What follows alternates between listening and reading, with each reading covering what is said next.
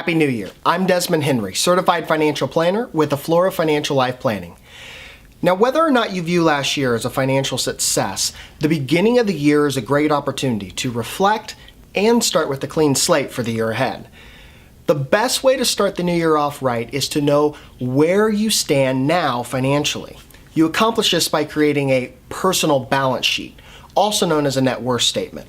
Now, the reason why this relatively quick exercise is important is because in order to make goals for the upcoming year, you have to know where you currently stand.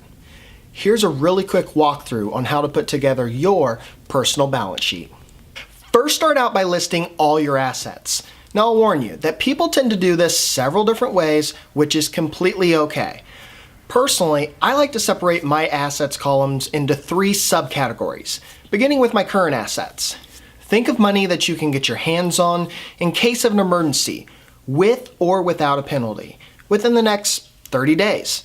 These are things like checking and savings accounts, but also can include other investments you might own, like individual stocks and mutual funds. The next category that I list out is retirement assets. These are things like your 401k, traditional IRAs, Roth IRAs, and even the lump sum value of your pension if you have one.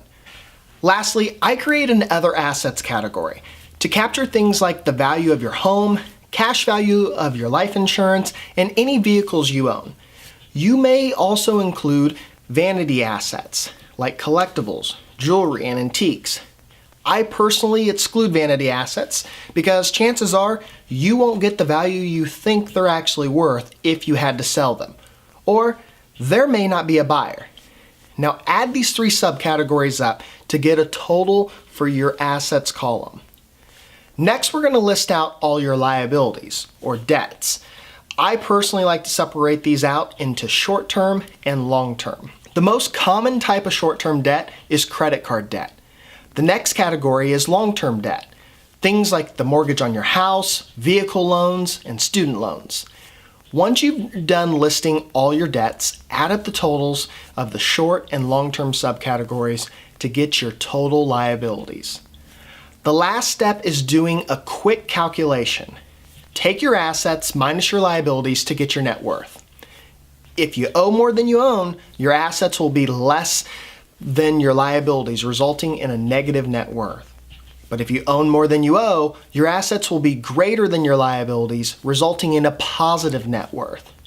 Now, the most important thing about your net worth is that it's increasing year over year and moving closer towards your financial goals, not for comparing against what everyone else has. Improving your net worth isn't rocket science. Increase your assets by saving more and decrease your liabilities by paying off your debt. So today's challenge is calculate your net worth so you can live a financially fit life that offers real abundance.